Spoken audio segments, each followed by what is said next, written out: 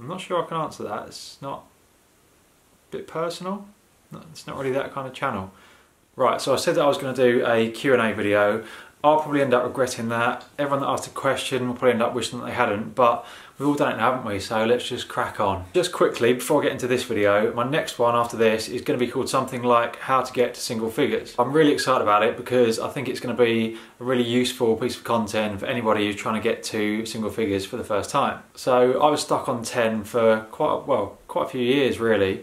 So obviously I can talk about my own experience of what kind of made the difference and helped me get to single figures for the first time, but I want it to be more than just one person's view. So if you're off single figures, I'd like to include you in the video. But if you're up for being in the video, all I need you to do is record a really short clip, like a minute or less, because I'm going to try and get quite a few in. Obviously I don't want the video to go on for 10 hours. Just basically saying who you are, what your current handicap is, maybe kind of when you first got to single figures as well, how long ago that was.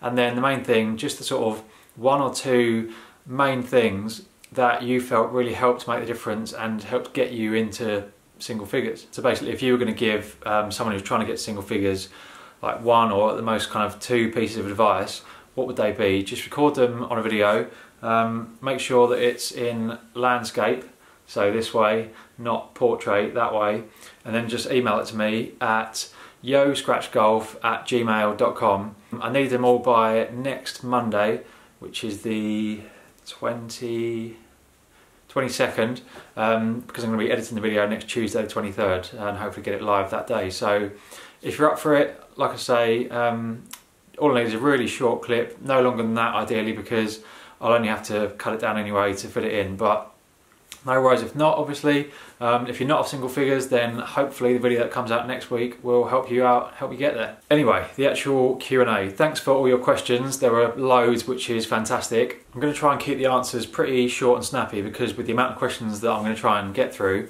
if I start droning on for ages about every question, as obviously I tend to do, or going off on random tangents, which again, I've been, quite known to do in the past, it could easily end up being the longest video on YouTube. I wonder what the longest video on YouTube actually is.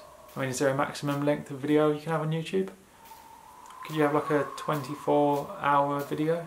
This is exactly what I mean, there's no time for this kind of random nonsense. So yeah, I'm going to try and answer every single question that was asked. Sorry if I don't mention you, some of the questions were kind of duplicated, so obviously it might be that somebody else asked kind of an identical question or a really similar question to what you asked, and I've ended up saying that they asked it and I haven't remembered to mention you, but I've done my absolute best to kind of get every single question together and mention everyone who has asked a question.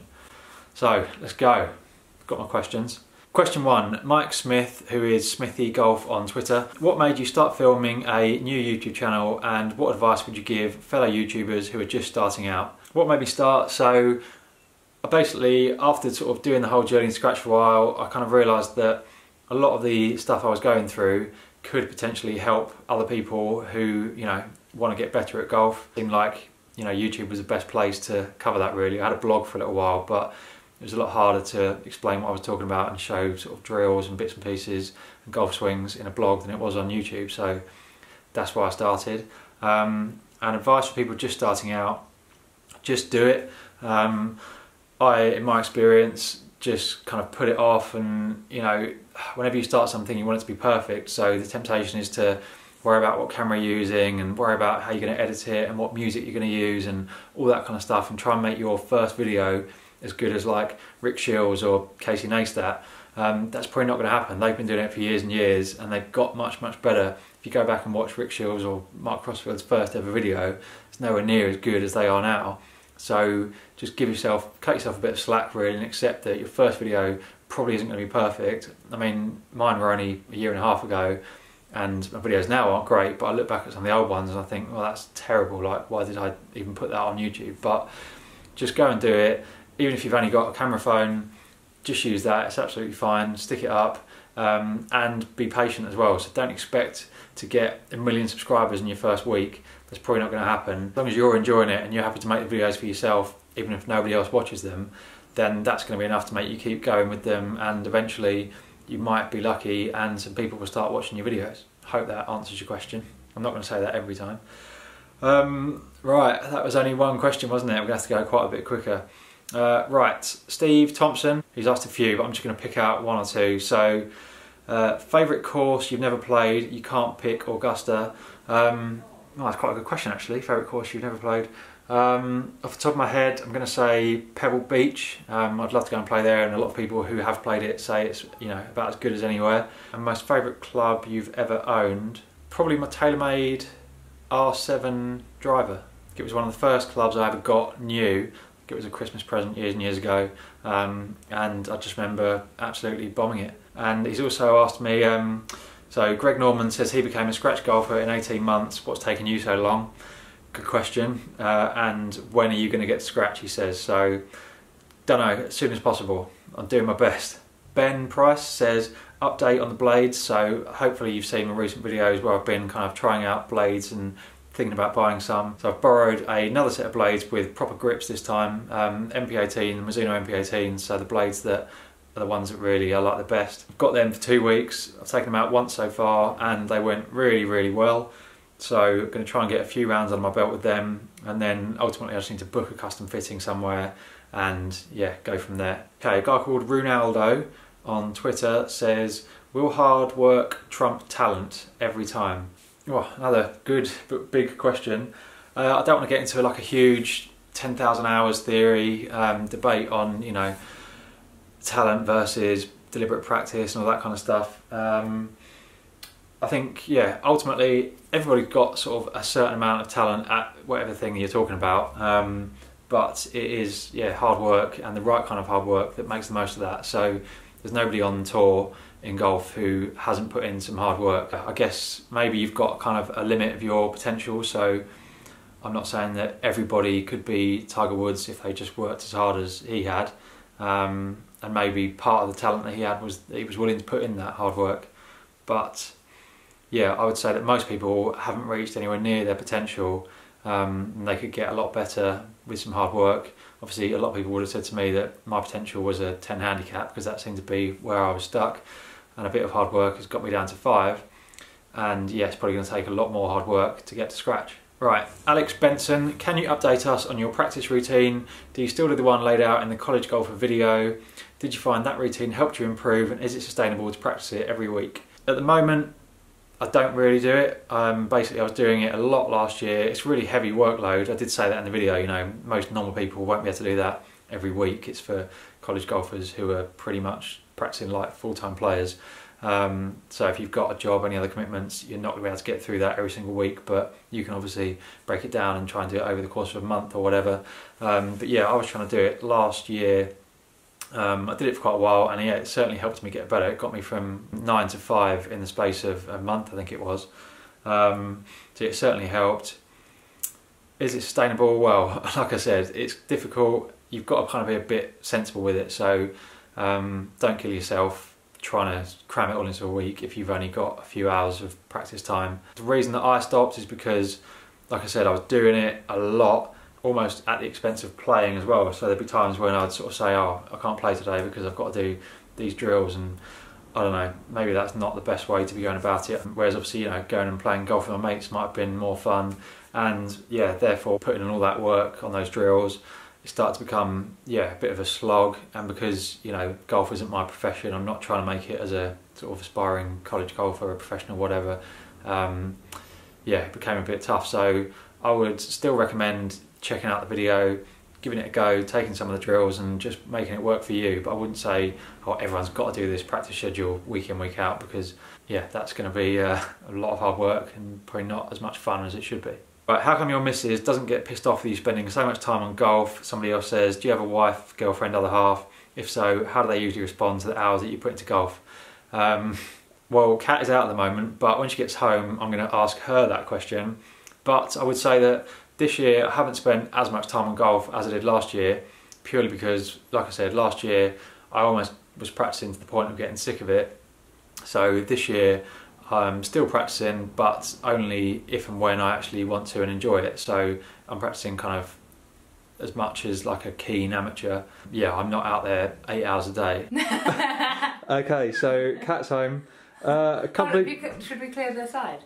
Should we clear the side? No, don't show people the side. No, it looks like you've been dusting. There's some Mr. Sheen.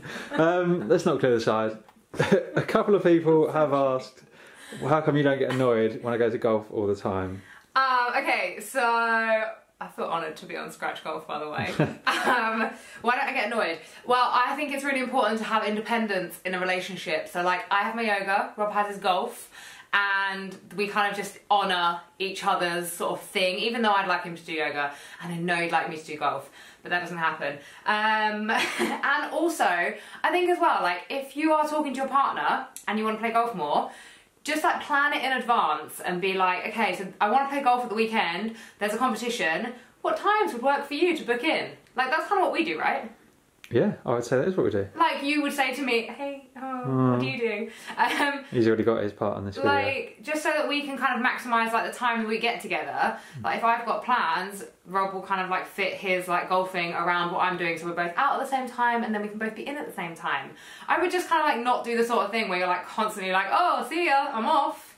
Like, just be like, hey, like, on the weekend I'm going to be playing twice, but I was thinking that we could get dinner together. You know? Just like a bit of a bargaining tool. A bribe. No. Yes.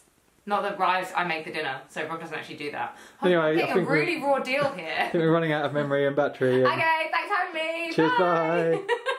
Right, Tim Vaughan Spencer. Why have you not been to get fit for new irons? Borrowing some for a couple of weeks isn't going to give you a true reflection of what they can do for you. Fair point. The reason I haven't done that is because a custom fitting lasts maybe like an hour, hour and a half. Been for a few sort of fittings for different things before, and you know, some good, some bad, but even the good ones, I think it's hard from that just to say, okay, these clubs are definitely going to be perfect for me, particularly with irons, you know, where I'm someone who loves the look of blades but isn't sure if I should be using them.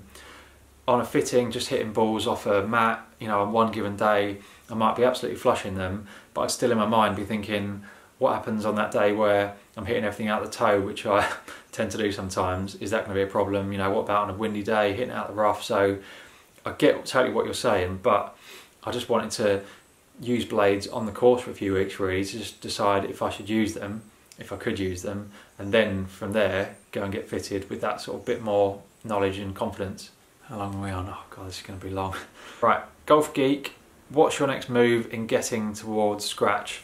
It's another huge question. I'm hoping that some of the other ones I'll be able to rattle through a bit quicker, but yeah, obviously equipment I'm trying to sort out at the moment, but I do think that's only like a really tiny piece of the puzzle. I don't for a second think that getting a new set of irons or a new putter or a new driver is going to suddenly help me get to scratch.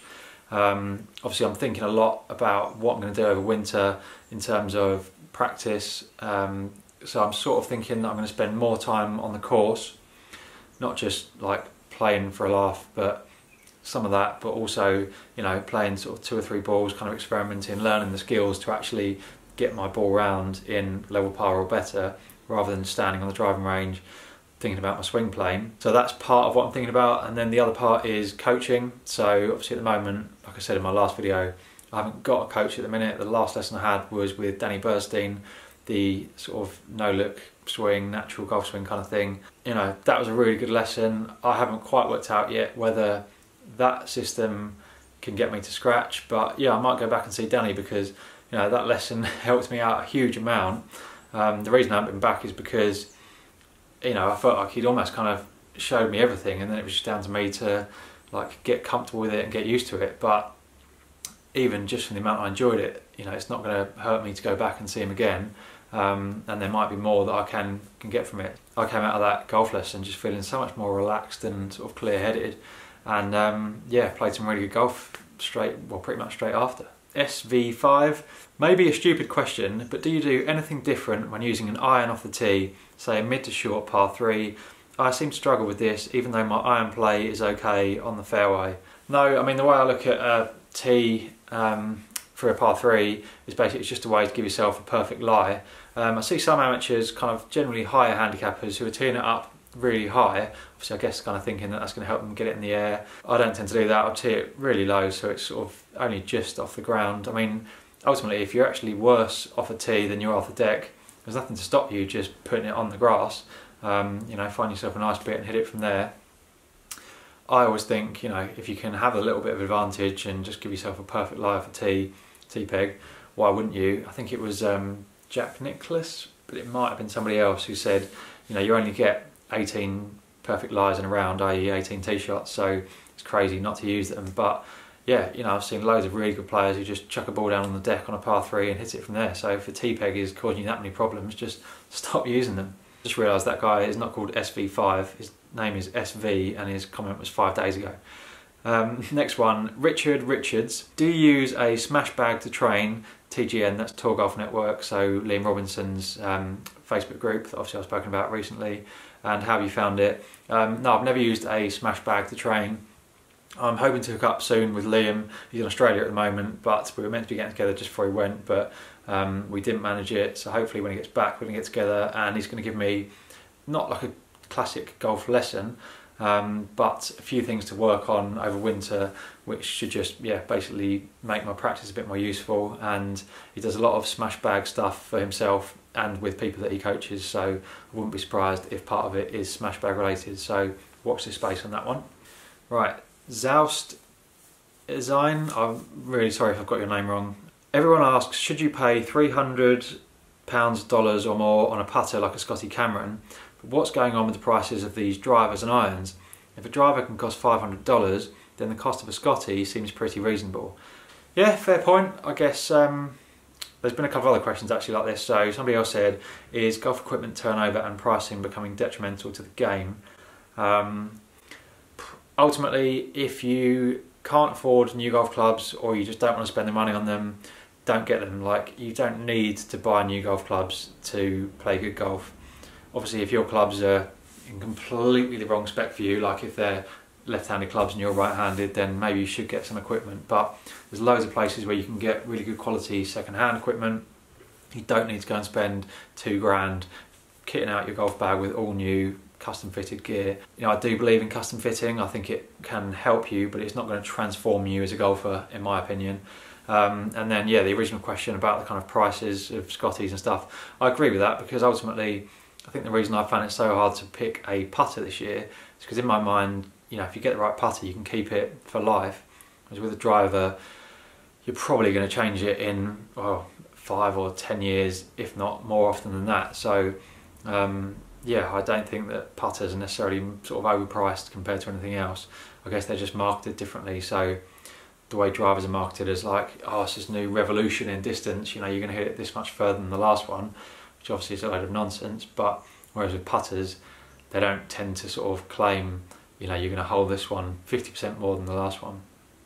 So yeah, I think people realise with putters that if you can hold it with any old thing that costs £2 from the charity shop, that's as good as anything. Whereas with drivers, people seem to sort of buy into the marketing a bit more and think, okay, yeah, this driver's worth $500 or £500, but yeah, it's a lot of money. Robert Rockwell, if your bag was lost, what would you miss most? What would you buy again, and what would you buy new? This is a very good question, but hang on 2 seconds.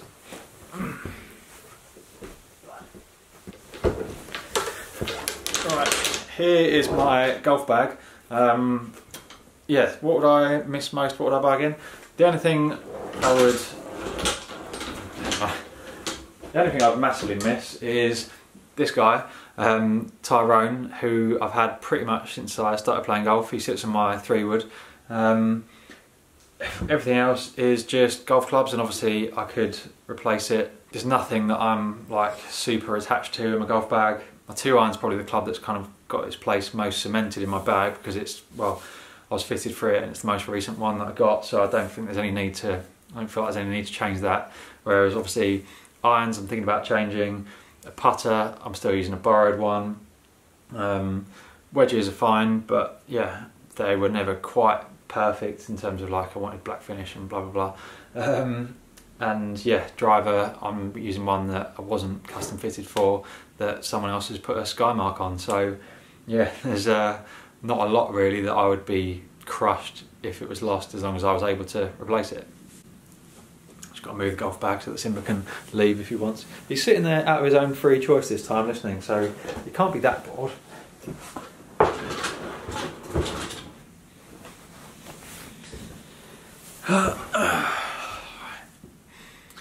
What next? Tim Doverston. Again, with everybody, if I get your name wrong, it's not because I don't care.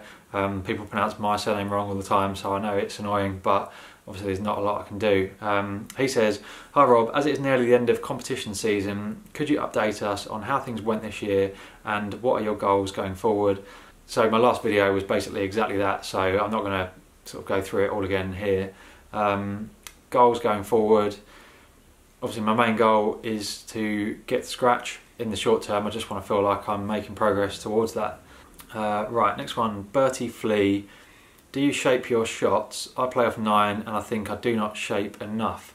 I do really, yeah. Like, I mean, obviously I'm not the world's greatest player, but I feel like I can hit, I can hit a draw and I can hit a fade. Like, obviously I can't hit the perfect shot every single time on demand, otherwise I wouldn't be sort of playing off 5. But yeah, if you want me to get the ball moving right to left to right, I know how to do it and I can most of the time achieve that. I don't think that you have to shape your shots. I mean, like Liam was saying recently, Tyrrell Hatton hits everything pretty much straight. There isn't a pin that you can't go at if you can hit it dead straight. You know, if you can hit the ball straight, why would you need to be shaping it? I think it's probably useful to have a shot shape, either one that you sort of hit most of the time, or with each shot know what you're trying to hit, because at least then you know which way the ball is going to be working. If you're stood there and you don't know if you're trying to hit it right to left, left to right or straight, you're less likely to hit a good shot. But yeah, you're playing off 9, so you probably can shape it if you want to. You've probably got a natural shape that comes easier. I would just play with that most of the time. You know, even the best players in the world have a predominant shot shape they hit. They're not kind of switching it up for every single hole, so you don't need to be doing that, in my opinion. My open mind says, have you considered using Game Golf or Arcos to track your stats? No, what I did use at the start of the year was ShotScope 2, and I was going to make a video on that, but I only got 4 rounds under my belt with it, and you need 5 to kind of get the most useful stats from it. But yeah, I might sort of put it back into action and then sort of do a review video. Let me know if that's something you would like to see.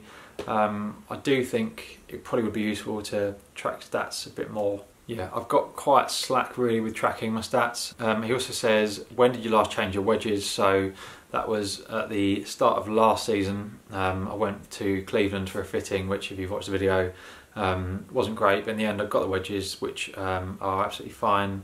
And I think, yeah, they're still in good nick. I haven't seen the kind of massive drop off in performance that I had with my old wedges, which were knackered. So yeah, they'll certainly get me through this winter and hopefully through next season. Right, next question from Simple Photoshop Tutorials. So if you need some Photoshop advice, that's where to go. What got you into golf and at what age did you start? Yeah, somebody else asked that same question. So I think I was 15 when I started, and basically, like a lot of people, it was my dad really that got me into it. Although I said that, you know, he never like pressured me into it, which was good. Then when I did start, I kind of thought, oh, you know, I wish I'd started younger, because there were kids who were, you know, really good who were like 10, 11, 12.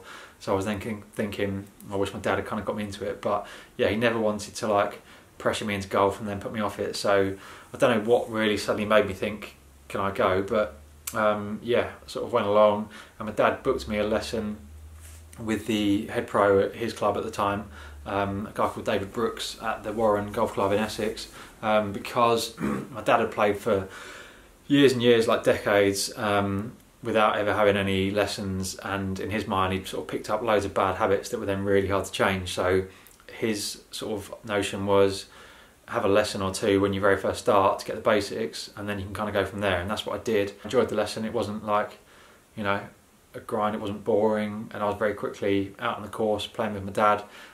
We'd go out like sort of late on a Saturday or sort of a summer evening when it wasn't busy, because obviously when you first start you're hitting it absolutely everywhere, so I didn't want to be out there holding up people, you know, playing a competition on a Saturday morning. So yeah, that's how I got into it when I was 15. Neil Prinsloo, when will you play a course in South Africa, or at least in Africa? Well, I'd love to go and play a course in South Africa. I've been to South Africa once, but I didn't play any golf. So yeah, don't know, I haven't got any travel plans together at the moment, but would very much like to. And how are your balls doing? I'm not sure I can answer that. It's not a bit personal. It's not really that kind of channel. Vice, right? Ah, okay. I'm pretty sure he means golf balls, as in Vice golf balls. I've never actually used Vice golf balls. I did think about buying some because, you know, I like using premium golf balls. I think the golf ball you use is really important. Obviously, it's old cliche, but it's the only thing that you hit with every shot, and I do think there's a difference between a premium ball with a urethane cover versus a cheaper ball. You're not going to get as much check on the green with a cheaper ball, but you know, 43 quid for a box of Pro V1s or TP5s or whatever, it's quite a lot of money, and it works out at what, like £3.50 a ball, which obviously if you lose one or two gets expensive, and even if you don't, like, they get scuffed up, I find, within a round. So yeah, it gets pretty expensive. So I like the idea of companies like Vice who are making balls which are, by all accounts and purposes, as good as anything else, but a bit cheaper. But I did, when I went to look at ordering some Vice, they didn't actually seem to be working out that much cheaper, so it was like £5 a box at the most. So I ended up thinking, you know, is this worth it? But yeah, now that it's winter, I've got some Seed golf balls which are a similar kind of thing, and I think do work out a bit cheaper. So they sent me a few of those, so I might give them a test. Maybe I'll try and get hold of some Vice golf balls. What some other ones? Snell. Yeah, a few of these other companies. I'll see if they are actually any cheaper, and if they are, I'll kind of test them and see how they compare to like Pro V1s, Pro V1Xs. Yeah, Ali O'Keefe also says, what ball do you use and what would you use if that company didn't exist? So, as I've just mentioned, I've been using Titleist Pro V1 and sort of Pro V1X. Yeah, last summer I used Nike Resin Platinum because they had stopped making them, but you could still get some online. And because they stopped making them, they were like 15 quid a box, which obviously is like a lot different to paying 40, 45 quid a box. And when I kind of compared the performance, there wasn't really very much in it at all compared to like a Pro V1 that I'd normally use. Certainly not enough that, you know, I could justify paying 3 times the amount. Unfortunately, probably because my video was so influential, you can't actually get them anymore. They have sold out, so yeah, that option no longer exists. Alright, Cada Fraser says, can you play both draw and fade on demand or stick to just one and make do with that? So I've spoken about that just before, so hopefully that answers that. He's also said, how often do you train per week? How does your training program look like? So yeah, like I said, I'm not doing the college golfer practice schedule religiously at the moment.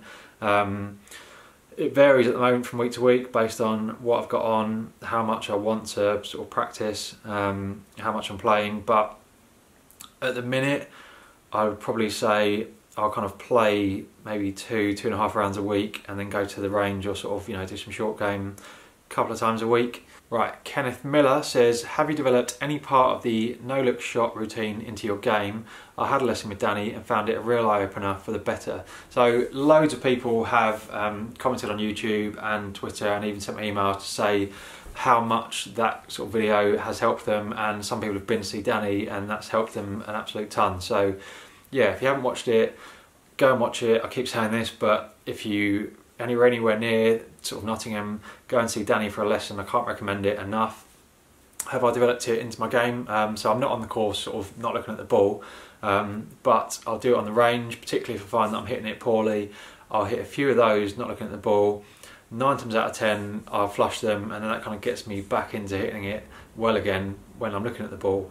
And just as a kind of general sort of swing thought to block out other swing thoughts, it seems to help me like on the course. So if I literally just think about like feeling the weight of the club, not thinking about anything technical, just sort of, you know, going from my left foot to my right foot and then from my right to my left, that seems to be enough to get me hitting the ball pretty solidly, and then I'm just thinking about where I want the ball to go. So yeah, I'd say I have kind of worked it into my game in a sort of fairly subtle way that has worked for me.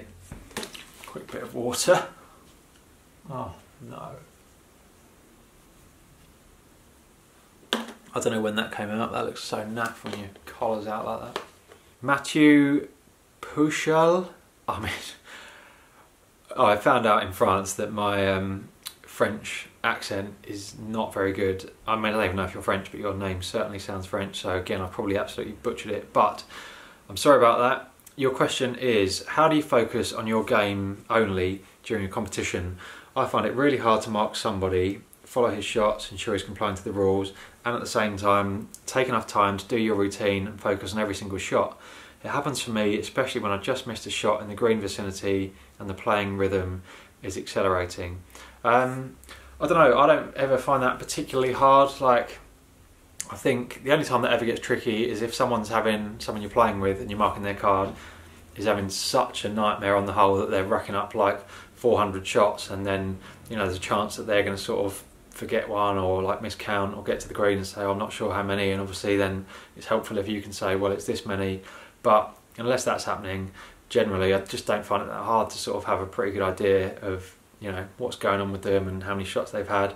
And also, if I'm playing with somebody who I feel like I can't trust what they're telling me, then that's someone that I'm not going to play with again. So, you know, I play with people that I get on with, and yeah, who I trust are going to keep a fair track of their own score and call a penalty on themselves if they do something wrong. So I don't really feel like it's my job to be watching their every move thinking, you know, oh, they're about to like touch the sand in the bunker. Like, you know, if it's someone who I've noticed is a little bit dodgy, then obviously I will be watching out for those kind of things. But like I say, I'm going to pretty much do what I can to not play with that person again, for that exact reason, that I don't want it to start, you know, becoming my main focus and distracting from what I'm trying to do on the course myself. Stephen Cutting: ever had to take a crap on the course? No. Just Sleep In 61: your thoughts on the new handicap system and how maybe that could help you achieve scratch quicker? Yeah, so the handicap system in the UK is changing, I think, the year after next, and it's going to be more like the one in in America. So every round that you play will potentially count towards your handicap, and also, rather than you sort of having a handicap that just goes up sort of one round at a time based on how you do in the next competition, it's going to be more of a kind of rolling total. So I think, I could be totally wrong, but in America I think you take your last 20 rounds, like I say, competitions or non-competitions, you get rid of the worst 10, and then your handicap is an average of the best 10. So in theory your handicap can change more quickly, because, you know, ultimately if I went and played 10 rounds at an average of scratch, I'd then be playing off scratch. Whereas if I went and shot 10 rounds of level par, my handicap, I don't think, I haven't done the maths, but I'm pretty sure it wouldn't have come down quick enough for me to get from 5.0 to scratch. So yeah, I guess hopefully it could help me get to scratch quicker. It's almost a bit of a shame because you know, when I decided to do this challenge, I had an idea of what it would take, and the system is kind of changing, but ultimately scratch is scratch. If they want to change the system, you can only work with whatever system you've got, so yeah, bring it on. Stuart McIntosh says, thoughts on the 2019 new rules? There's loads. I'll probably talk about these in another video at some stage because it could end up being quite a long answer, but most of them seem fine. Like putting with the flag in, that kind of stuff seems logical, just to speed up the game, make things simpler. The dropping from knee height instead of shoulder height, I don't understand the point of changing that. Everybody understands this, it's simple, we've done it for years, whereas with the whole knee height one, you've got the issue of like, well, my hand's not at knee height now, so I've got to like bend down to get to knee height, but now my knee is bent so it's closer to the ground. All that kind of nonsense. Like, certain people are doing it different ways, but then you end up dropping it on your foot. Yeah, bit of a weird one, don't really get that. What else is there? I guess one of the main ones is the whole, if you hit it out of bounds, you can go and drop one sort of level with where it crossed and then play 4 from there, which I like in theory because it should sort of speed up the game rather than having people going up there, realising it's out of bounds and having to walk back to the tee, which is what causes like huge backlogs in competitions.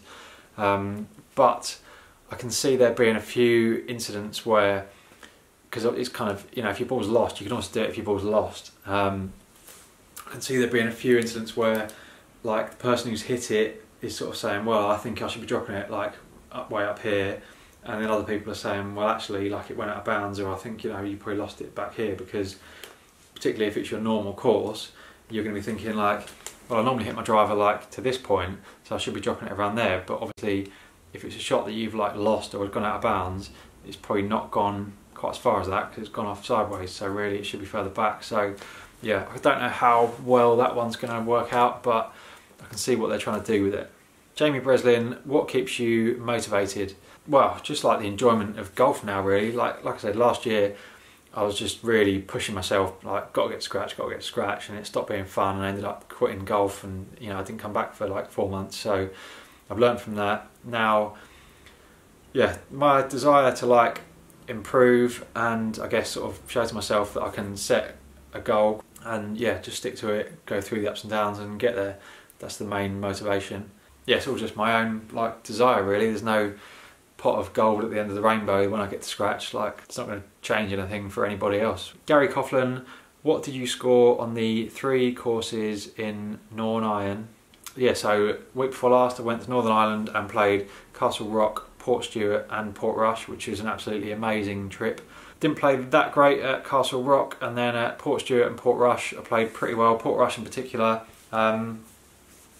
I was level par through 6 holes, and then had a couple of sort of scruffy holes, but I got 33 points, and we had a 2-day Stableford competition across Portstewart and Portrush. The second day we went out in kind of reverse order, so leaders at the back, so I was in the final group because I was sort of joint leader after day 1.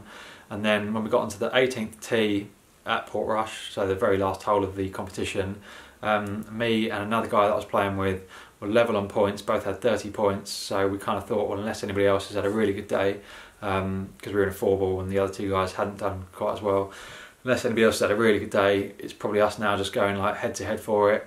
And I hit 3-wood off the tee and then a 4-iron to about 4 feet and rolled it in for a birdie. So you know, that won me the competition between the 16 of us.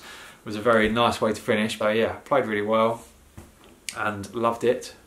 Paul Ryan, has Kat ever told you that you overthink things? Yes, she has, and she doesn't need to tell me that. I'm fully aware of that myself. But yeah, jokes aside, I might even go and see like a golf psychologist, because I'm quite a big believer in that kind of stuff and how important it is. Most of the top players now have some kind of golf psychologist on their team. You know, I've read Bob Rotella, and I really love his books. I've read Zen Golf. I've read Every Shot. Is it Every Shot Must Count? Every Shot Must Have a Purpose? A few other sort of similar kind of books, and you know, I really kind of do believe in the sort of stuff that they're telling me. Like, when you think about golf, nothing changes from one day to the next. So why is it that one day you can go out and play great, and the next day you can't hit a cow's arse with a banjo? That can only really be what's going on in here. So yeah, I might sort of look into going to see a golf psychologist over the next month or so and see what difference that makes. Toby Backhouse, do you have a real job? Sounds a bit harsh, I know, but I'm a genuine fan and subscriber. Depends what you mean by a real job, really. Like, I'm not a fireman or a paramedic or something important like that, but yeah, so I'm a freelance writer. I do quite a bit of golf stuff, so at the moment I'm doing a lot of work for Golf World magazine. I'm going to get a copy of that. This isn't the most recent issue, so I'll probably get in trouble, but yeah, if you pick up a copy of Golf World, which I would highly recommend, I edit this front section, which is called Spin. So most of the stuff in there I've either written or commissioned other people to write, and then sort of edited anything that comes in. And then quite often I'll do like a sort of column-y type thing, and then yeah, I'll write like some features, and then I do other stuff, a lot of sort of digital content for different companies and brands. So yeah, that's sort of as much of a job as I have, really. CWON or Quan. I see golf as a blend of 3 elements: technique, mental approach and athleticism. To get to where you want to be, all 3 have to be improved, or one element may hold the other ones back.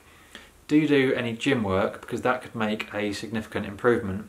For me, that was the standout difference when you played Liam, not meaning to offend. Yeah, so obviously when I played Liam, you know, he is a lot bigger than me. But for me, that isn't the biggest standout difference between the 2 of us. Like, he's a hell of a lot better at golf than me. That's like the biggest difference by far.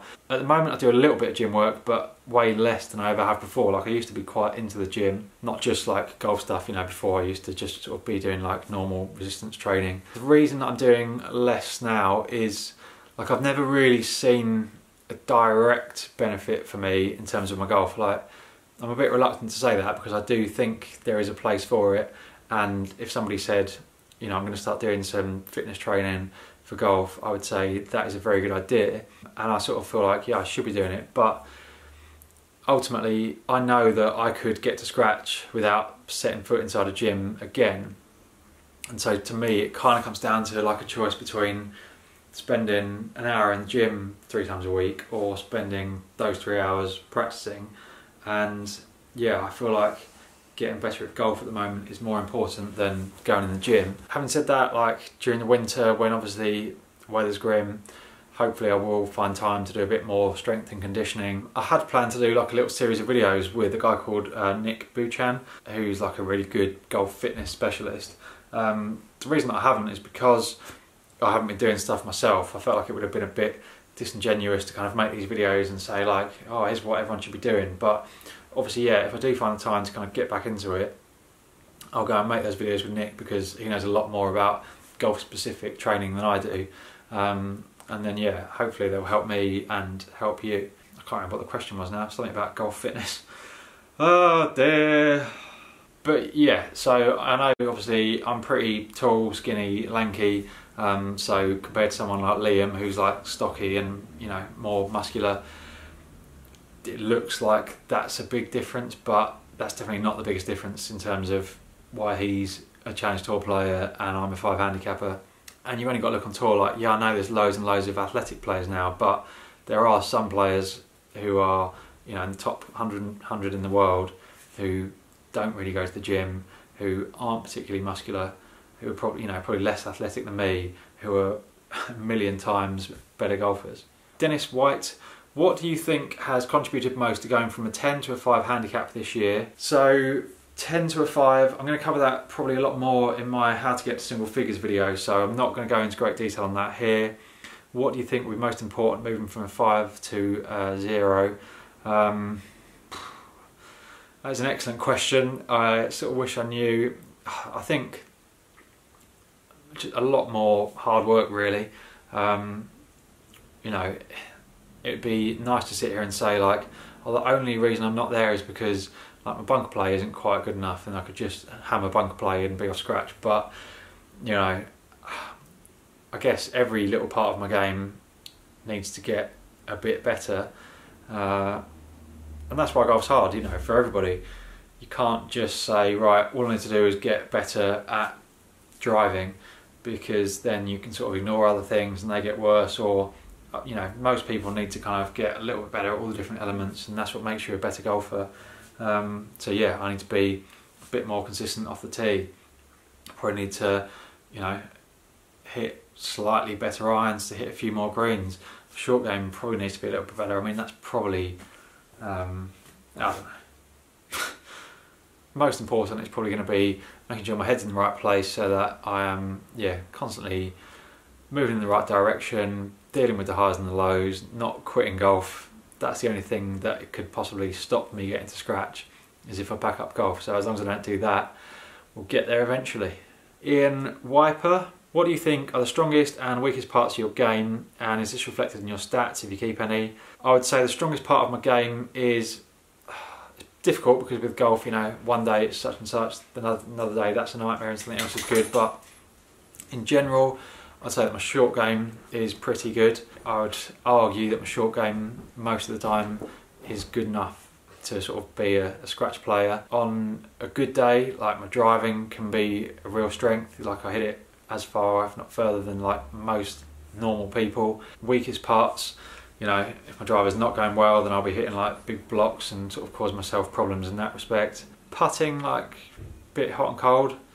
What are the key elements to scoring well around your course, and have you thought about each hole back to front, trying to work out the best possible positions, try and hit, to give you the best chance of shooting par or better on each hole? Yeah, I have done that really. I mean, I think my course management is probably actually one of my biggest strengths. Like, I very rarely make what is a stupid decision. The issue for me is just executing it. So it doesn't matter how good a decision you make, if you can't then just execute a pretty decent shot, you still can't shoot level par. Like, you know, to shoot level par or under par, you've got to be hitting the ball solidly. Like, and there's been times where I know I'm not playing well, so I've tried to kind of like plot my way around the course, and yeah, it helps to an extent. But ultimately, like, if you get yourself 130 yards from the green or whatever, but you're hitting it so badly that you can't back yourself to hit it very often, that's going to be pretty tricky to deal with. Tim Howe, do you have a shot played by another golfer that you wish you had hit, and is there a shot you have played that you wish you did not hit? I've got loads of shots that I wish I did not hit. How long have you got? But a shot hit by somebody else. No, I've never thought of it like that really. Like if I'm playing with someone else who's hit a brilliant shot, I'm just normally happy for them. I've never thought, oh, I wish I'd hit that. I guess any putt to like win the Masters of the Open, I wish I'd hit that, but I'd have to hit a lot of shots before that to even get to that position. James A. Halapaska. Is it me, or are there a lot of names that are easy to mispronounce? I feel like I've probably offended a lot of people today. You say comp a lot. Is that competition in American English? I think our handicap systems work differently. Do you submit scores only from competitions for your handicap? So yeah, when I say comp, I do mean competition. That's just me being lazy. And yeah, if you're American, I think I've probably mentioned this before, but the handicap system does work differently, but I think ours is going to change the year after next to be a bit more like yours. But at the moment, yeah, only scores in competitions count for handicap. So when I've had some really good rounds just playing with friends, they unfortunately don't do anything at all for my handicap. John Hugh. How do you really feel about the push required to go from single figures to scratch? It's one thing going from 12 to 6, but 6 to scratch is an entirely different proposition. What is your plan? What areas do you feel you really need to improve on to achieve your goal? Realistically, how achievable do you feel your scratch goals? Yeah, I think, let me go in reverse. So I think it's definitely achievable. I've said this before. There's no reason that I can't get to scratch. Like hundreds of thousands of people have done it before me. Physically capable, you know, I've now shot under par, so it shows that the potential is there. I just need to be able to do that a lot more consistently than like once in a lifetime.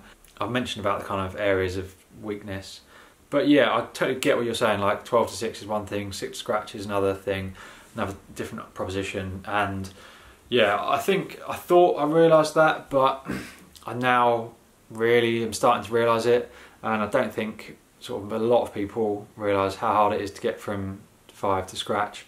Like unless you're brilliant and you're regularly shooting under par, and then your handicap's going to fly down. But if you're someone who was sort of like a 10 handicapper, now like a decent 5 handicapper, capable of shooting like 1 under on a really good day, but equally capable of shooting like 15 over on a bad day, to get from that to someone who is actually off scratch, yeah, it is hard.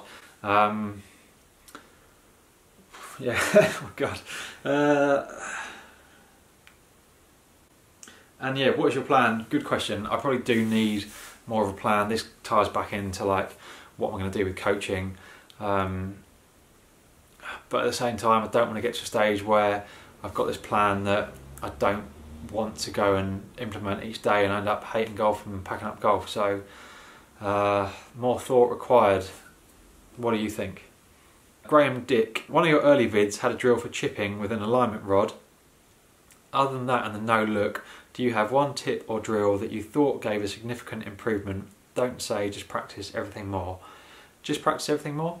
No, I mean, I'm always reluctant to like give out tips, because ultimately, you know, tips probably don't help many people that much anyway, and particularly not tips from someone who's not even like a qualified professional. Drills, like if I was going to give everybody one drill to actually improve their handicap, it would probably be the 3-foot compass drill, which is like one of the first ones that I do in my college golfer practice schedule video, so go and have a look at that. But yeah, if that doesn't work for you, what I would say is like watch that video, pick out any drills that you actually like the look of and go and give them a go. Like I said before, you don't need to be doing like the whole practice schedule if you just want to go and practice golf for half an hour once a week and enjoy it. Just try out the different drills, you know, some of them are quite fun. You can like take on your mates, you can have little bets, you know, who's going to do better. Like there's been money changing hands at my club on some of the putting like challenges. But even if you're not doing that, just to sort of challenge yourself and see if you can like improve your score over time, that can make practice more fun than just standing on the putting green aimlessly hitting putts at holes. So yeah, take your pick, there's loads of good ones there. Yeah, just find the right one for you. But also, the one that's best for you might not be the one that you're best at to begin with. Obviously we all like to practice the things that we're good at, so if you do a drill and you think, oh I'm brilliant at this, maybe try and focus on the one that you're actually the worst at. Man Sport at Fight Farm. Don't know what that's all about. Great to see your channel grow, thank you very much. I remember commenting when you first started. I've revisited as I shot my first 2 proper rounds of 18 recently with a set of Sundridge wheel clubs, never heard of them. I bought for 50 quid. I scored a +10 and a +18 on a 72. Well, if that's your first 2 rounds, that's very impressive, well done. I'd played 9s regularly as a kid, so my short game saved me. What would you suggest in terms of clubs? Should I try to buy clubs according to my own measurements or go all out for a fitting? Bearing in mind my long game has no real consistency at the moment. Yeah, so I mentioned this before, people talk about the cost of clubs. It all depends on like how much you want to spend really. You're obviously doing pretty well for someone who's only just started with the clubs that you've got, so you might decide to just keep going with them for a little while until you decide like how much you're going to keep playing and how much money you want to invest. I don't know how much money you've got, like if you're a millionaire then yeah, just go somewhere brilliant for a fitting and get a whole new set of clubs, like why not? But if the money is like an issue, then I don't think you need to go and spend a fortune to get new clubs at this stage. You can always pick up something second hand. You could always like go and get a cheap fitting or like a free fitting somewhere, sort of find out your spec and then try and track down some stuff second hand that's sort of pretty close to that specification. And then yeah, you mentioned obviously bearing in mind that your long game has no consistency at the moment. I think a lot of people put off getting fitted because they sort of say, well, I'm not consistent enough, but that isn't the point of custom fitting. Like, and also your swing is probably more consistent than you think. Like even people who like think they've got terrible swings and are really high handicappers, they swing it pretty similarly every time. It's like the same faults that are causing like the erratic shots. So the idea of fitting is to kind of work with what you've got.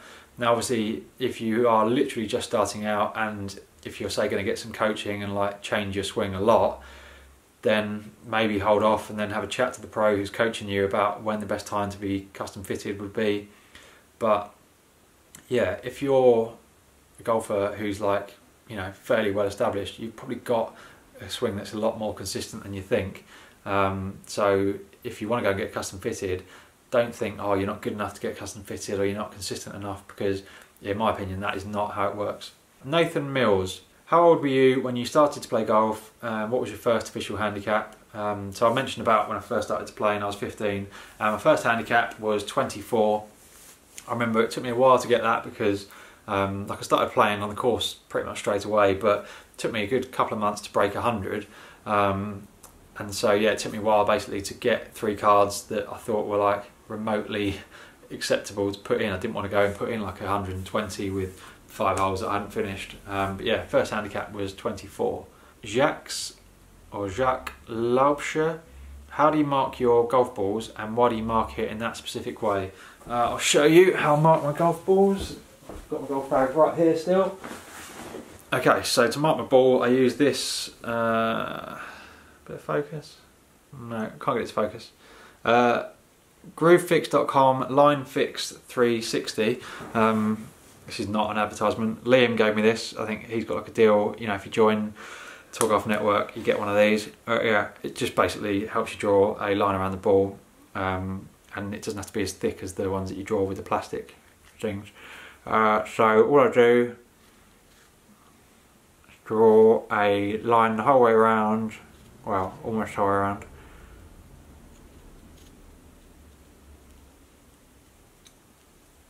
So, come on, can't get it to focus. Come on. Racing.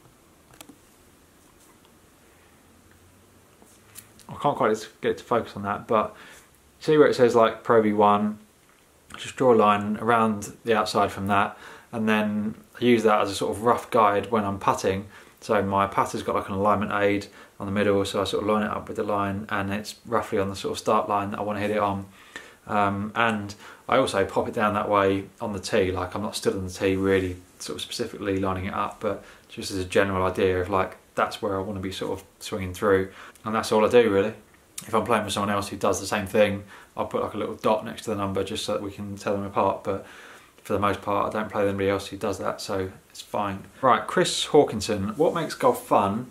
And is that the same thing that gets you out on the course, or does something else drive you? What makes golf fun? Just like the challenge of it really, and now that is totally what gets me out on the course. Like I said before, last year, even if I didn't want to be out there, I would make myself, whereas that isn't what I'm doing anymore. So yeah, purely just the enjoyment. And for me, the enjoyment has always been the challenge of getting better. I've never been someone who's sort of interested really in going out, just hacking it around and not caring.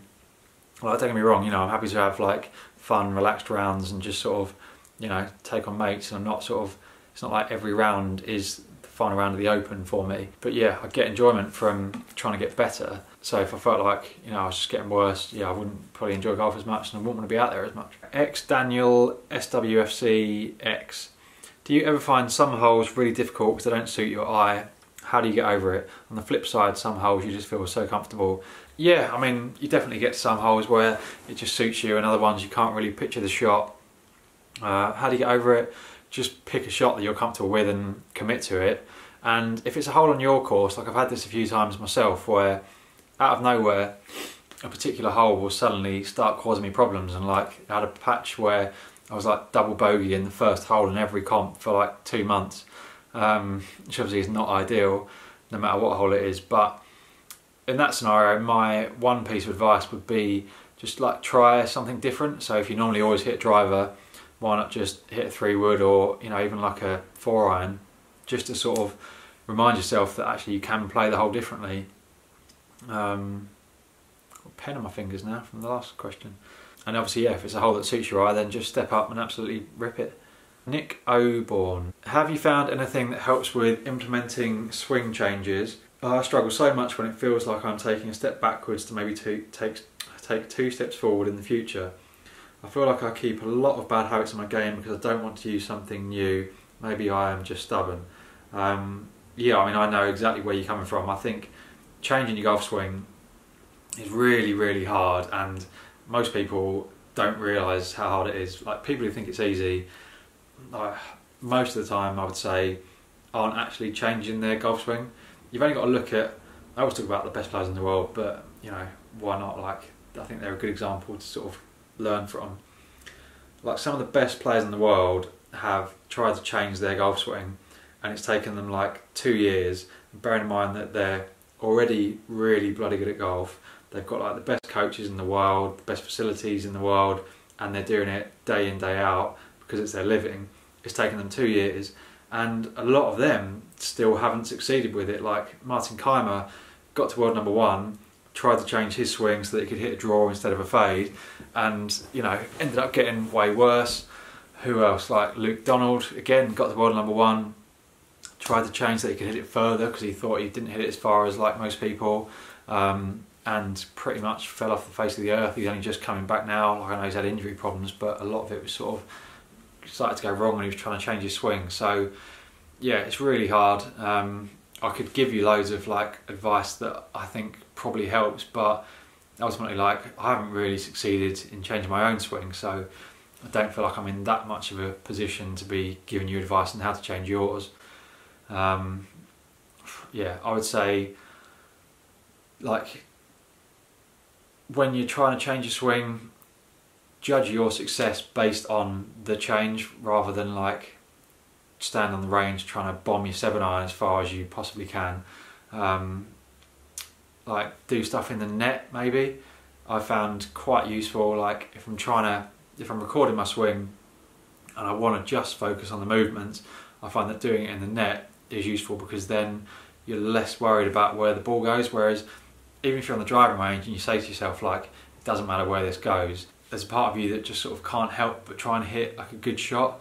But that kind of makes you go back to like your old habits that you're comfortable with, that you think, you know, can help you hit a good shot, rather than making like these new movements that feel uncomfortable. So yeah, try and do stuff in the net, but ultimately I guess you've just got to find a coach who you really, really trust, so that you know, completely believe in the changes that you're making, and just stick with it. In terms of like, you're finding it hard to take a step backwards to maybe take 2 steps forwards in the future, like for me, I would just say, you know, are you content with where you are now? And if you're not, then just take that step backwards. Whereas if you say to yourself, actually, like, you know, I'm happy enough with where I am at the moment, then that's obviously not going to be, you're obviously not in a position where you're going to want to take that step back. But yeah, if you aren't content and you want to go forward, just say to yourself, like, I'm going to do what it takes to get there. Steve, do you have a routine or method for green reading and putting? Do you approach each putt the same regardless if it's 10 foot or 50 foot putt? Yeah, pretty much I approach them the same. As I'm walking up to the green, I'll be sort of having a look, which I think is quite useful because then you can get an idea of like the overall sort of picture of the green. Some people don't sort of even think about their putt until like it's pretty much their turn to go. Yeah, I will obviously have a look at it from like behind the ball. Depending on pace of play, like I'm always, you know, conscious to sort of keep things moving, but if it's a downhill putt particularly or like a long putt, then I might have a look at it from behind the hole, and then obviously as I'm walking back to my ball, I'm sort of having a look at it from the side. So yeah, I'm just sort of trying to get an idea basically of which way it's going to break and how much. But yeah, it doesn't really change based on the length of it. And as I mentioned, yeah, once I've picked my line, I'll sort of line up the line of my ball with that line of where I want to hit it. Ian Jones, I can actually pronounce that name. You're going to tell me now that it's like Ian Johannes. I think that you have much of the skill needed to play scratch golf, but the rest of what you need is in your head. Do you agree? Yeah, I think like I could probably do a little bit more skill, wouldn't hurt, but yeah, like I said, the fair amount of it is up here, hence I mentioned that I might go and see a golf psychologist. And yeah, when I was talking about have I got the potential to get to scratch, I think obviously I have. The fact that I can shoot level par or better, I've got the physical capability to do it. I just need to channel that and manage it and get much more consistent and much better at doing it on a consistent basis, and keep saying the word consistent and consistently get to a consistent scratch handicap. Michael Libert, God, every name. There should be a dictionary where you can look up names and find the most common pronunciation, so at least I'm giving myself the best possible chance. If you could play any course in the world and you could only play that one for the rest of your life, which one would you play? God, that is a hard question.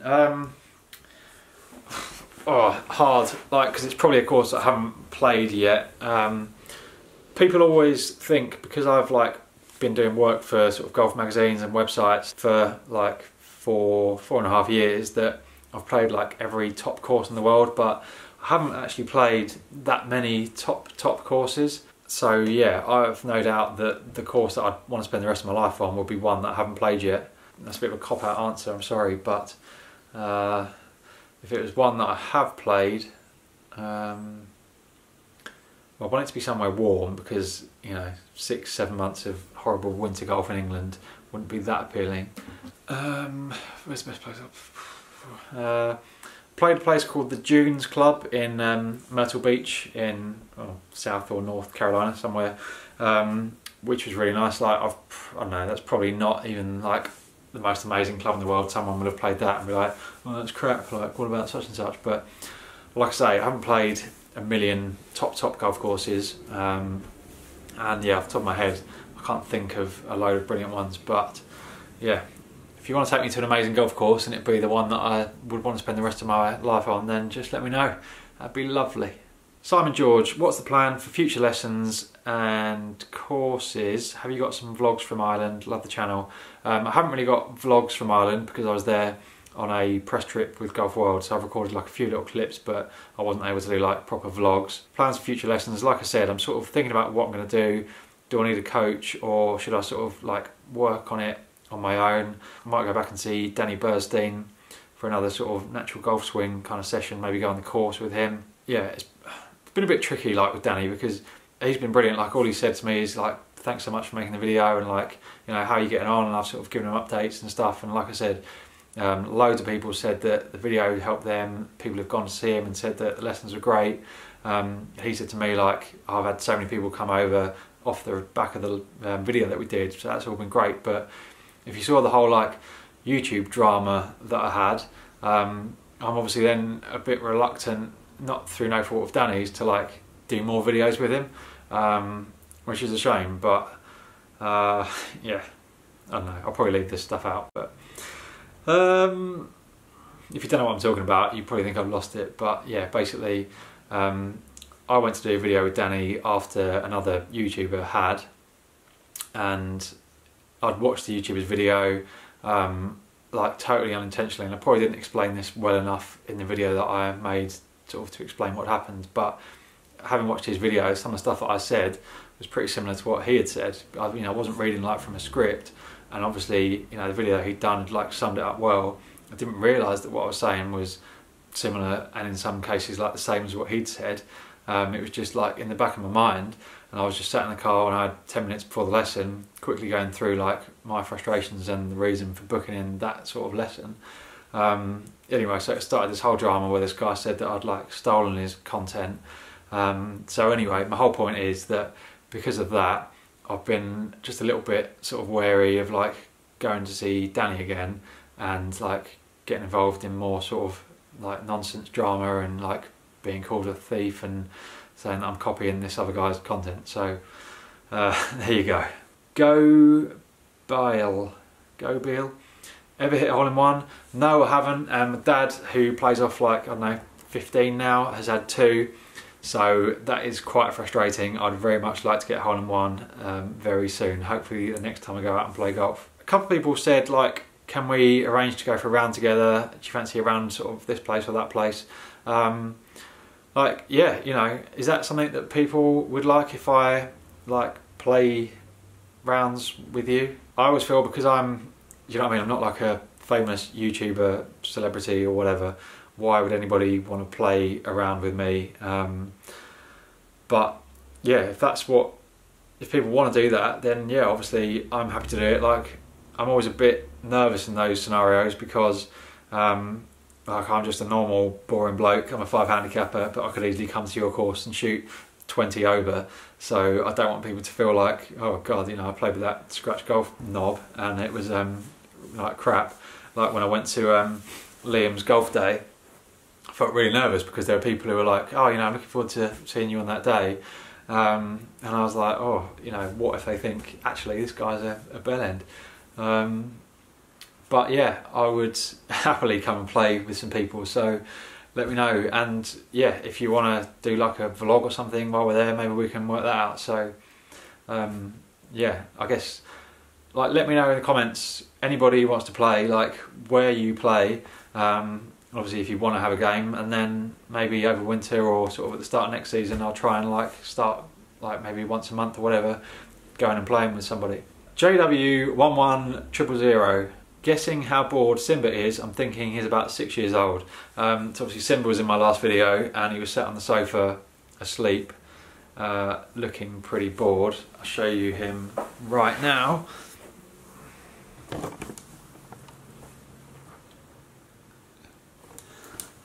Like, yeah, he probably was sat on the sofa looking pretty bored, but he tends to be pretty comfy and pretty relaxed on that sofa. Yeah, I imagine he's not that excited about listening to me drone on about golf for like an hour at a time, but he's free to go out and play in the garden or anywhere else that he wants. But no, he's not 6. He is 2 this Saturday. So we've only had him for 5 months, but yeah, he's 2 this Saturday. We've already celebrated his birthday once because the first time we took him to the vets, they said, oh yeah, like he's like 2 and 2 months or something. And then the second time he went, they actually checked his birth date, and we found out that yeah, he's turning 2 this Saturday. So he's kind of a bit like the Queen. He's having 2 birthdays this year, which I'm pretty sure he's quite happy about. Oh, he's moved.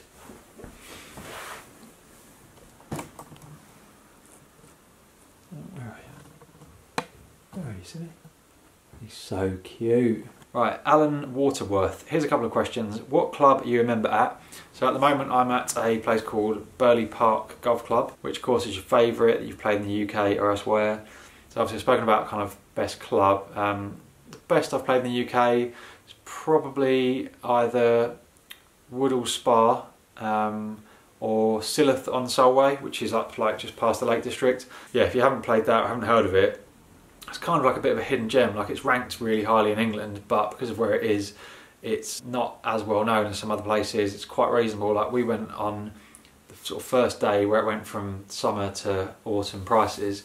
It was 35 quid for 36 holes, and it was like as good as anywhere that I've played. So if you're ever up anywhere near that way, or you fancy a bit of a journey, I would 100% recommend going to play there.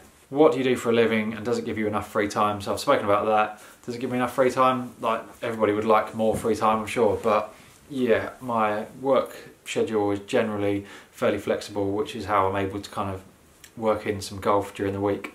Patrick Scribner: I know you went up to see Whitaker, so Dan Whitaker. Would you consider seeing Peter Finch or Rick Shields? Their rates seem pretty reasonable and they would certainly be open to recording the lesson. So would I... So Dan Whitaker I actually want to talk about just quickly. So I went to see Dan about, I don't know, a year and a bit ago. I did a video about the lesson and I said, like, yeah, brilliant coach, totally gets what he's doing, he's got a fantastic studio, all that kind of stuff, like, couldn't fault him. The only reason that I didn't go back, as I said at the time, well, two reasons really. Number one, he was like a 3-hour drive away, so then every lesson would sort of become like a full day out if I was going to sort of make him a regular coach. And the other reason I said at the time was that I felt like he was so busy that he wouldn't sort of be able to kind of give me any like support in between lessons. Like, you know, if I was struggling and I wanted to send him a video and say, like, can you help me out with this or whatever. You know, he had 14 or 15 lessons throughout a day. So I was like, you know, if someone who's that busy is not going to be able to offer me that kind of level of support. Now, a little while ago, I had a lesson with somebody locally. He uses the same kind of online coaching platform that Dan uses. It's called Coach Now, where basically he uploads the kind of stuff at the end of your lesson that, you know, you can then look at. So your swing at the start, your swing at the end, there's like lines on it and stuff. So anyway, I had a lesson with this guy locally, tried to upload a swing a week or so later to Coach Now because he uses the same system, and I sort of made a mistake. I've got like 3 different profiles set up on it by different coaches. So I ended up putting it in a place that Dan could see, and within 24 hours Dan had looked at it and recorded like a bit of feedback on that swing, which I just thought was like amazing really. And obviously I had misjudged what I'd said before and I went for the lesson. You know, like, this is someone who I hadn't seen or spoken to for like 12 months. Obviously, you know, I'm not paying for any coaching, and really quickly he'd come back and given me some feedback on my swing. So like, fair play to Dan for that. But yeah, I mean, obviously the issue still is like how far away he is. Similar issue like with Rick Shields and Peter Finch. And like, in terms of, you know, they'd be happy to be like recording the lesson. Like, ultimately, whatever decision I make now, coaching wise, I want it to be all about my golf. I don't want to sort of book in with somebody just because I think, oh, you know, if they share the video, or like if I mention them in the title, it's going to get me like more views and more subscribers. Like, that isn't what this is about. I'm not saying that they're not good coaches. I've met Rick and he seemed like a really, really good, nice, genuine bloke. Peter Finch, same, always seems like really stand-up guy on videos. I would say that, like, you know, they're so busy that how much they're going to be able to help me, but like I said, I've got that wrong with Dan, so I don't want to be making that mistake again. So yeah, I guess I would think about seeing them in the same way that I think about seeing any other coach. Like, have other people been to see them and like recommended them to me? Is there something about them that makes me think like, yeah, I really like, you know, sort of get on with that guy, I could trust that guy. Yeah, the fact that they've got big YouTube channels doesn't make any difference to my decision in terms of whether they're the right coach for me or not. I hope that makes sense. Chad Galland, irons maybe JPX 919 forged. I've got 18 seconds till this video cuts out again. Yeah, probably not. I don't like the look of them as much as I do the MP18 blades or the MP18 SC or the 919 Tour. So if I was going to go Mizuno, I'd probably be looking at one of those 3. Having just said that, having like blades in the bag recently has been really interesting, and like I said, you know, with the MP18s I've started off really well, but it has kind of made me think like, how important is it what the back of your iron looks like? As long as it looks alright looking down on it, you know, if I have got 2 irons, one that looks like really sexy from the back and one that looks kind of okay, but the one that looks okay, I sort of stand over it thinking, actually this is going to help me get up the green more often than the really sexy one. Like, my journey is to get to scratch, not to just have the sexiest golf bag in the world. So yeah, if I can get a set of irons which I feel are going to help me out score-wise the most, I think I'll go for that ahead of purely what things look like. Obviously, if they happen to be a set that I love the look of and that's what's helping me, then that's the best of both worlds. But yeah, we'll see what happens with that. Benoit, do you use the stroke gained method to track your evolution round by round, or another method to track your stats? If not, I'm happy to share my Google sheet. No, so part of the reason that I stopped tracking stats is because like I found some of them weren't that useful. I said in a video at the start of this year about sort of stats, how they can mislead you. You know, most of the top players use strokes gained because that gives them a real clear indication of what are their strengths and what are the weaknesses that hold them back that they can then work on. But as amateurs, we don't really have that kind of stuff. So yeah, if you've got a spreadsheet that can easily give me strokes gained, I'd love to see it. Pop a link down below or send me an email. And yeah, if it's something you're happy to share with everybody else, even better. George Connolly, if you had the opportunity to play in a PGA Tour Pro-Am, where would you play it and who would you like to play with? I would like to play with Tommy Fleetwood because I've interviewed him before and he's such a nice guy, like totally genuine. I always say, like, I bet if you knew Tommy Fleetwood 15 years ago, like if you were mates, you know, growing up or whatever, I just imagine that he hasn't changed at all, even though he's now like one of the top players in the world. But I would have to pick Tiger Woods because he's Tiger. And where I'd like to play it, well, I don't do Pro-Ams at Augusta, but Augusta would be good. Yeah, Augusta, like Sawgrass, anywhere really. Playing with Tiger, don't care. Right, Christian Warhoose. When you get custom fitted, does it matter what brand you choose? How do you know if you should choose, say, Titleist or Ping? I think it's always a tricky one, this, because a lot of people want to go to the manufacturer themselves to get like the best custom fitting. I've been to Ping before for like a driver fitting and it was really, really good. But obviously in doing that, you've got to know which manufacturer you want, which I think is why a lot of these brand agnostic custom fitting specialist places are popping up and getting more and more popular, because they can fit you across a load of different manufacturers, so you don't have to have made a decision before you go in to say, right, I want Callaway. You can go in and test loads of different brands and they can then find the one that fits you the best. So unless you've got 100% clear vision in your mind of what you want, then I would say, yeah, go to one of those kind of places. Tony Penny, do you have a lady, and if so, does she hate golf? Mine can't stand it. She tells me I should have married golf. I said I would if I could. Not the best relationship advice there from Tony. Yes, I do have a lady. She doesn't hate golf, no. To be fair, she is really supportive. We've got a good relationship in that way, so we both are busy and sort of do a lot of different bits and pieces, but I'll never stand in Kat's way of doing anything, and likewise, like, she's never said to me, no, you can't go and do that. Like, I almost take it for granted, but I do realise that a lot of guys, you know, or girls, like, their partner might have said to them, no, you can't go, and sort of last year, like, go and practice golf most days just because you sort of are trying to get to scratch and making stupid videos about it. But yeah, Kat's not like that. As long as I'm sort of doing what I want to do, like, ultimately, as long as, like, I'm, you know, paying the mortgage and we're looking after Simba and everything else is hunky-dory, we're not in that sort of scenario where we say to each other, like, why are you doing that? Like, you can't do that. So yeah, thanks, Kat.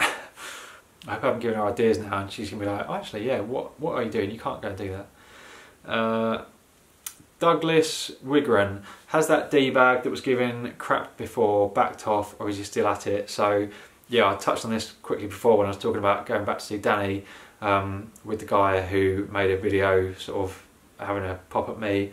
I haven't seen anything else that he's done having a go at me. I've seen that he's had a go at quite a few other different people, so yeah, I don't seem to be like the main one that he's having a go at the moment.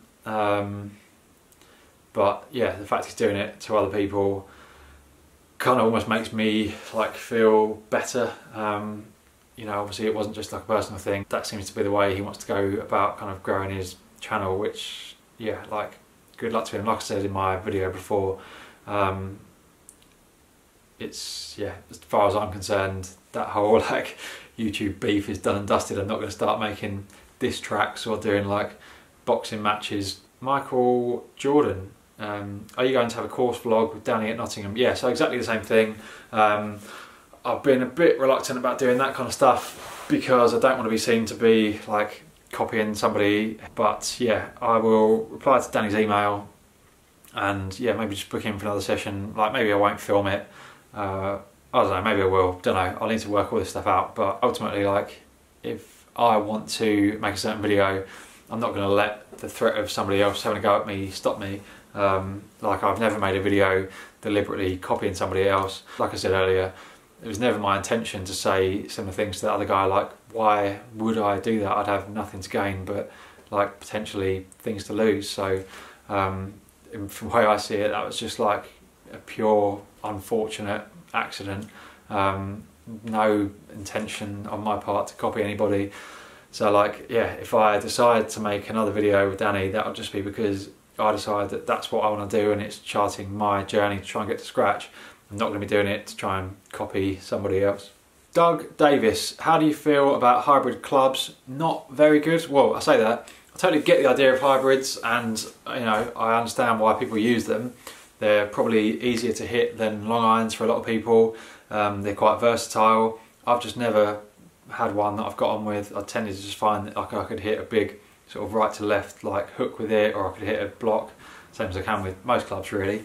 But yeah, that's why I got a 2-iron instead. I just find that I'm a lot more reliable and I like that a lot more than I do hybrids. DK, what stat program do you use and how do you track it on the course? I really should have ordered the questions a bit better because then I wouldn't have to keep saying, well, I've already answered that one. But yeah, so I'm going to try using that shot scope over the next few rounds and see if I can get some useful stats from that, and may do a video on that. Ken Gonthier, what is the most bizarre thing you have seen happen when playing a round? Don't know. All the sort of usual stuff really, like you know, people hitting thins that are going like 50 yards past the green that then hit the flag and drop in. I don't know, what's the most unusual thing that you have seen during a round of golf? Let me know down below, and it might give me some inspiration for sort of some things that I've seen and forgotten.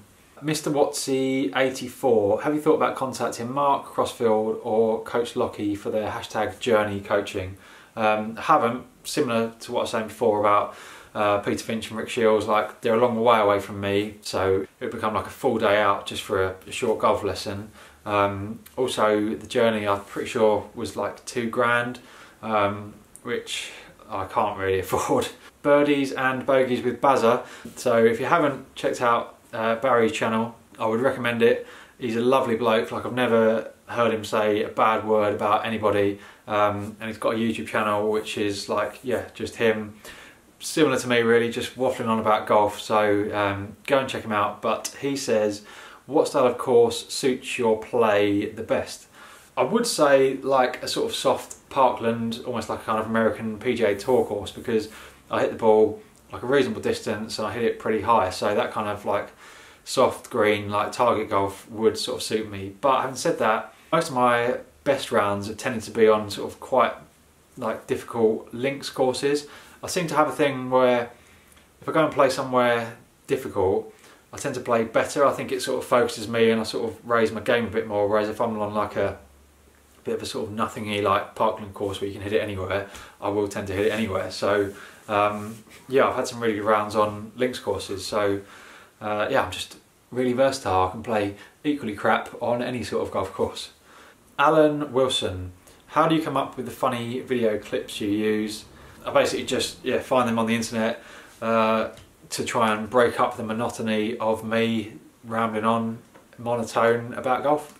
Well, we're so grateful that you do. Damien Connolly, hi Rob, just found the channel recently and want to say thanks for, well, I'm not gonna read a lot of little compliments because, you know, this isn't about my ego. Just one quick question. Do negative comments / chat from others stick in your mind, or how do you manage to brush them off? I'm really lucky, to be honest. Like, for the amount of comments that I get, like for every 1,000 really nice comments, I'll maybe get one remotely negative one. And even then it'll be something like, you know, you're boring, or like the music you've used is crap, or something like that, you know. Or it'll be something about my golf swing, which, you know, it's not really, I don't get a lot of hate, which compared to most, you know, channels on the internet, or like compared to most stuff on the internet, it tends to breed a lot of like weird negative comments and stuff. So far, touch wood, I'm really lucky with that. I imagine like if my channel continues to grow, by virtue of that, I'll probably get like more negativity, because there's always people who just, I guess, I don't know, want to have a pop at you. But yeah, if it's from people who like I can tell are just that kind of like negative person, then no, it doesn't really bother me. Has it ever bothered me? I think at the end of last summer, when I made my video about packing up golf, there was one guy, I can't remember his name, who just said something like, you know, oh, you're like 10 years behind where you should be, like, you know, you should have this job by now, and like this amount of money, and like this car, and all this kind of stuff. And because I was obviously displaying those kind of insecurities and worries like in my video, it did sort of made me think, oh God, you know, what if this guy's right? But ultimately, you know, someone on the internet is in no place to tell you how to live your life. Like I said a minute ago, Kat and I have got a good life. We've got an amazing dog. You know, we've got a nice house that we can afford to pay the mortgage on. We're doing absolutely fine. So yeah, I might be like 10 years behind somebody else's vision of where I should be, but the only person who can really judge that about your own life is you. So if you're happy with what you're doing, good. Don't worry about, you know, whether you're behind somebody else or not. That's only ever going to lead to unhappiness. Andrew Nat, how many rounds on average do you play a year, including comps and non-comps? I've played 28 qualifying comps, I think, this year, and then probably half a dozen non-qualifiers, so like little fun comps and bits and pieces. And then rounds beyond that, I've probably played, I don't know, I would say I maybe get in like 100 rounds a year, all in all, maybe a little bit more. I'm not totally sure. How much time a week do you spend practicing on top of playing? Like I said before, that does vary a little bit. I sort of feel a bit guilty at times, thinking, oh, I should be doing more, but I want it to remain fun, and I want to sort of have that appetite to do more. So yeah, I don't know, all in all I'm probably spending like 15 hours a week on golf. Like, yeah, probably about 15 hours a week. A couple of rounds, practice sessions, yeah. I'm going to say 15 hours a week on golf at the moment. At some stage it may be more, some weeks it might be less. S. Murdoch, how many hours a week do you practice? I obviously put that in order, but I'd forgotten about it. So yeah, exactly the same sort of thing. And there's some other questions from Peter Goodman and Cameron Michael, all about the same kind of thing. Robert Galloway, what do you think of your mate giving lessons for free, i.e. don't look at the ball and this game is overcomplicated? Seems like mad on his YouTube as well. So yeah, he's talking about the guy that I was mentioning before. Yeah, like, I've got no problem with somebody giving lessons for free, really, if they know what they're doing. Like, there's quite a few people who would like golf lessons and can't afford them. So if you're able to give lessons for free and you're willing to do that, then fair play. Rob Kenny, how much is a fair price to play at a good golf course? It's a bit like golf equipment, really.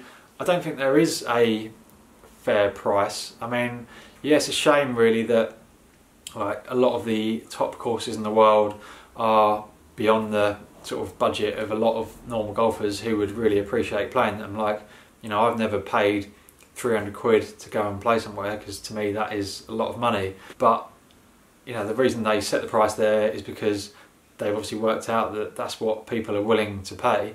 You know, if Sawgrass was a fiver, you'd never be able to get on there, and equally, like, if your local pitch and putt was 500 quid, nobody would be paying it. So yeah, generally I'd say that the price is the price, and yeah, if it's somewhere that you really want to play, save up the money, go there, and you'll probably enjoy it more by virtue of the fact that you've been looking forward to it that much. Pro pilot, why didn't you stick with Dan Whitaker? So yeah, I've answered that already. Sorry, I should have mentioned you at the time, but yeah, fair play to Dan for giving me that feedback a couple of months ago. Like, couldn't argue, couldn't fault him for that. Paul L, do you use the Callaway UT 2-iron off the fairway? If so, how easy to hit? Yeah, I do use it off the fairway. How easy to hit? Like, I mean, I'm generally a pretty confident like long iron player. Like I said, I prefer them to hybrids, so I would say it's pretty easy to hit. It's a 2-iron, so it's not going to be as easy to hit as like a pitching wedge, but to me it's as easy to hit as anything else that you're trying to hit off the deck, like 240 yards. So if you're the kind of player like me who prefer to look down on a long iron than a hybrid, I would say it's a good option. Connor Benink, what kind of dog is Simba? He is the best kind. Yeah, he's an absolute legend. Okay, so my SD card is full, which is worrying because I think it takes like an hour of footage. So that just shows how long I've been rambling on for. But obviously we're talking about Simba, and here he is. So yeah, he is a crossbreed. He is Husky crossed with Akita, so a Huskita. But yeah, he's an absolute legend. We got him from a rescue centre, so like we were expecting probably some problems and it to take like a year, 2 years or whatever until he was like, you know, properly trained and behaving well. But literally pretty much from the get-go, he's been as good as gold. He's great with the people, he's great with other dogs. Like, I mean, he's just so good to have around. He is literally like our child, and we couldn't love him anymore. Right, I've put in another SD card because I thought it looked a bit crap on my phone, and also I'm using my phone to look at the questions, so it's going to be a bit tricky to do that and film on my phone at the same time. We're nearly finished, I promised. So yeah, just spoken about Simba. Just Lorenzo says, who was first, Scratch Golf YouTuber or Rob McGarr WG writer? I don't... Where's he going? There was a cat on the fence, that was why he was so excited. What was I talking about? Yes, I don't really know what this question means. Like, I don't know if you meant to kind of, did I get a job?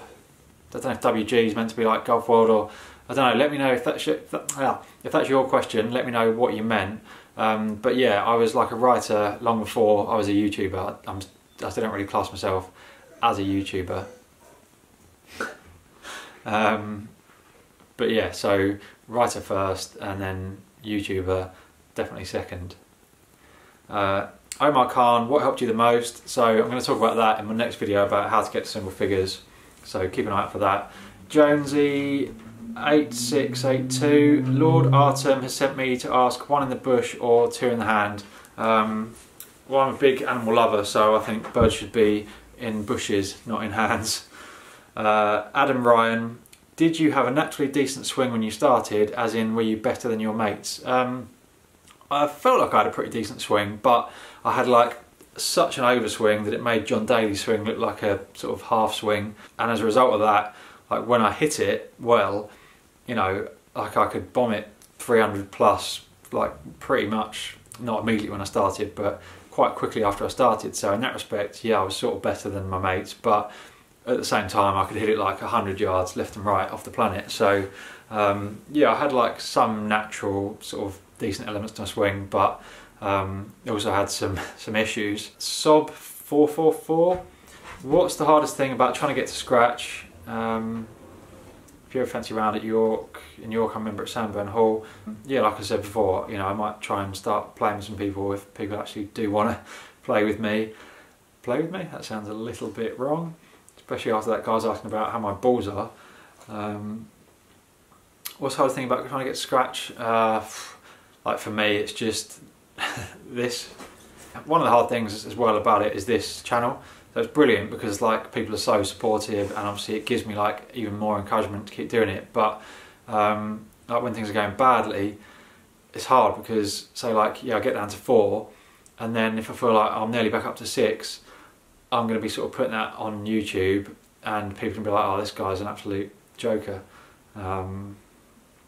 Which I know obviously doesn't matter, but yeah, it's just another extra element when you've got people who are, yeah, watching your progress or lack of it sort of makes you more aware of like how you're doing when things are going badly. Right, penultimate question. Craig Hollingsworth. Could Simba be trained to retrieve balls without chewing them too much? It's all about you now, isn't it? Right, bear with me 1 second. I'll see if I can find evidence of this. Right, this... Oh no, you're going to get it again now. This was Simba's first toy, Roy, and within a week of having him... I'm going to have to let him have it. Roy had lost both his ears, an arm, at least one eye, and all of his tail. So I think it's unlikely that Simba could be trained to retrieve balls. Oh, he's dropped Roy now. It's the thing, like he'll chew it, but he'll get bored of it pretty quick. So yeah, I think Roy's still got a bit of an eye, but he's not looking great.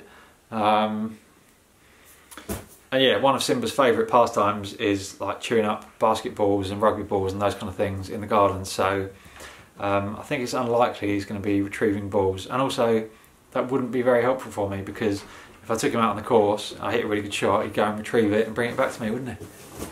Right, final question. I hope this is a good one. Paul Connolly. Any pointers for a mere mortal playing off 19 and looking to get single digits? Well, I haven't put that one there on purpose, but what a perfect way to end. So like I said, my next video is going to be called How to Get Single Figures or something like that. And I'm really excited about it. My vision is that it's going to be a really useful guide from not just me, but loads and loads of people who have got single figures on what they did to get there. So if you're someone who wants to get single figures, like Paul, make sure you're subscribed, make sure you watch that video, and hopefully in a month or two you'll all be off single figures. So yeah, I'm sorry the video's so long, sorry there hasn't been enough Simba. Thank you for watching, thanks for all the questions, thanks for supporting the channel as always. So this Q&A was to celebrate getting to 15,000 subscribers, which yeah, see you in the future. Oh, for God's sake, this is so boring. Last week I had to listen to him waffling on about whether he should have a 3-iron or a 54-degree wedge in his golf bag. Maybe if I just eat his golf bag, he'll stop doing all these videos. So thank God that's over. I mean, it's over, right? There's not more, right? I mean, surely, right?